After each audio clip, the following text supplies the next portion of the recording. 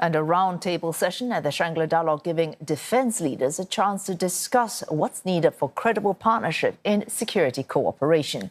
Our Singapore's Defence Minister Chun Sing hosting that session. And CNA's Alif Amsyar joins us live on the ground there at the Shangri-La Hotel where the forum is being held. Alif, what more transpired during that ministerial roundtable that took place today?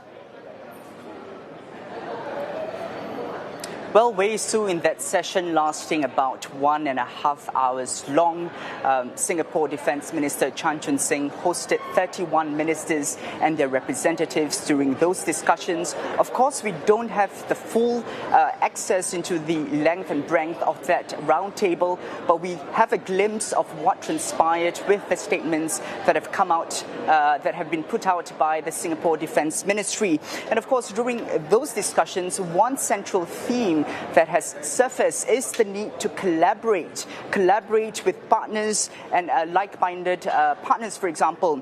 And the leaders reaffirmed the need to continue strategic dialogue. And of course, this all comes amid the backdrop of increasingly challenging geopolitical landscape. Of course, the discussions you had with my colleagues earlier spoke about that. So they say that the need to have those partnerships is even more important now.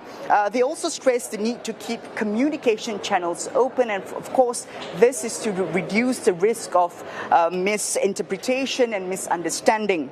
On the topic of working together on global security, the ministers discussed how defence establishments could help buffer against future disruptions, as sure themes that have come out so many times during this dialogue. And of course, Minister Chan also gave some comments after that session. Let's listen in.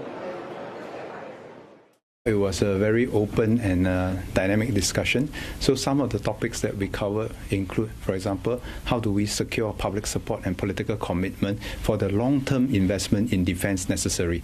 And when we talk about long-term investment, it's not just about the budget commitment, but it's also about committing good people to serve in the defense sector and how we build up our industrial capacity over the long term.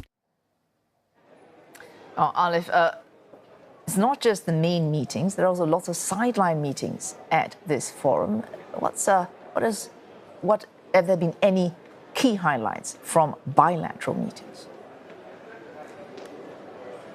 Well, Wei Su, you're absolutely right. Amid the flurry of activities of the day's proceedings, a series of bilateral exchanges have also taken place on the sidelines of the event. For example, Singapore Defence Minister Chun Sing, he met his Malaysian counterpart Khalid Nordin in one of these bilateral exchanges. The two leaders reaffirmed the warm and long-standing ties that both neighbouring countries, Singapore and Malaysia, share. There are also talks about ways to further enhance mutual understanding and trust. And of course, all goes back to that theme of collaboration that we spoke about earlier on.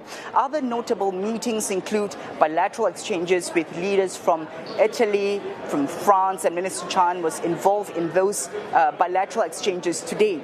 For example, in his discussions with his Italian counterpart Guido Crosetto, he and Mr. Crosetto reaffirmed the warm and friendly ties between Singapore and Italy. Now, of course, ahead of the meeting, the two countries have also are looking to strengthen the defense supply chains against future disruption. Of course, all in all, a day full of talks to enhance cooperation among these countries. Wei Su, back to you. Alif Amsyar, thanks for all those highlights there from the Shangri-La Dialogue right here in Singapore.